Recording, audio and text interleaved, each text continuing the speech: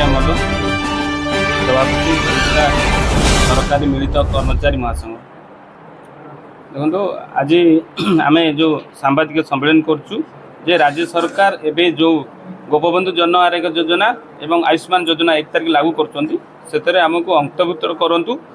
କାରଣ ଆମେ ଯେଉଁ କଣ୍ଟ୍ରାକ୍ଚୁଆଲ୍ ସିଷ୍ଟମ୍ ଥିଲା 6 ବର୍ଷ ଯୋଗ ନ ହେବା, ଏବେ ଯେଉଁ ୟୁପିଏସ୍ ଲାଗୁ ହେଇଛି ଆମର ପେନସନ୍ ମିଳୁନି, ଆମେ କମ୍ ଦରମାରେ ରାଜ୍ୟକୁ ଆଗକୁ ନେଇଛୁ, କିନ୍ତୁ ରାଜ୍ୟ ସରକାର ଆମର କଥା ବିଚାର କରୁନାହାନ୍ତି। ଆମେ ମୁଖ୍ୟମନ୍ତ୍ରୀ କି ସ୍ୱାସ୍ଥ୍ୟମନ୍ତ୍ରୀ କି ମୁଖ୍ୟ ସଚିବକୁ ବହୁତ ଭାବରେ ଲିଖିତ ଏବଂ ଅନୁରୋଧ କରୁଛୁ, ଭେଟିଛୁ, କିନ୍ତୁ ଆମ ଯେଉଁ 5 ଲକ୍ଷ କର୍ମଚାରୀ ଅଛନ୍ତି ଏବଂ 3.5 ଲକ୍ଷ ଅବସରପ୍ରାପ୍ତ କର୍ମଚାରୀ ସେମାନଙ୍କ ପରିବାର କଥା ବିଚାରକୁ ନିଆଯାଇନି।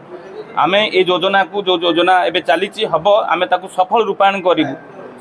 ଆମେ କାର୍ଡ଼ ବାଣ୍ଟିବା ପାଖରୁ କେମିତି ସ୍ୱାସ୍ଥ୍ୟ ସେବାରେ ଯେଉଁ ଆମର ନର୍ସିଂ, ଫାର୍ମାସିଷ୍ଟ, ଲ୍ୟାବ୍ ଟେକ୍ନିସିଆନ୍ ଅଲଗା ଯେଉଁ ଅଛନ୍ତି ଆମର କର୍ମଚାରୀ ପୋଲିସ ମାନେ ଦିନ ରାତିକି ଏକ କରିକି, କୋରୋନା ଦେଖନ୍ତୁ ଏବେ ବାତ୍ୟା ବନ୍ୟା ହେଇଯିବ, ଛୁଟି ବାତିଲ, ଆମେ ଦିନ ରାତିକି ଏକ କରୁଛୁ। ଆମ ଉପରେ ଟ୍ରକ୍ ଚଢ଼େଇକି ମାଫିଆ ମାନେ ମାରି ଦେଉଛନ୍ତି, ପଙ୍ଗୁ ହେଇଯାଉଛି। ଦୀର୍ଘ 24 ବର୍ଷ ପୂର୍ବରୁ ବିଜୁ ସ୍ୱାସ୍ଥ୍ୟ କଲ୍ୟାଣ ଚାଲିଥିଲା, ସେଥିରେ ଆପଣ ଅନ୍ତର୍ଭୁକ୍ତ ଥିଲେ? ନାଇଁ, ସେତେବେଳେ ରାଜ୍ୟ ସରକାର ଘୋଷଣା କରିଥିଲେ ଠିକ୍ ଇଲେକ୍ସନ୍ ପୂର୍ବରୁ ମାନିଫେଷ୍ଟୋରେ ଯେ ସରକାର ଆସିଲେ ଆମେ ଲାଗୁ କରିବୁ ବୋଲି। ଯେହେତୁ ସରକାର ଚେଞ୍ଜ ହେଇଗଲା, ଇଏ ବି ଯେଉଁ ନୂଆ ସରକାର ଆସିଲେ ତାଙ୍କର ପ୍ରାଥମିକତା ଥିଲା କର୍ମଚାରୀଙ୍କ କଥା ବିଚାର କରିବା ପାଇଁ। ସରକାର ଚେଞ୍ଜ ହେଇଗଲେ କ'ଣ ଆମର ଏମ୍ପ୍ଲୟିଙ୍କର ଅସୁବିଧା କ'ଣ ଅଛି? ଆମେ ତ ସେଇ ସରକାର ଘୋଷଣା କରିଥିଲେ ପୂର୍ବ ସରକାର, ସରକାର ଏବେ ଲାଗୁ କରନ୍ତୁ, କ'ଣ ଅସୁବିଧା ଅଛି?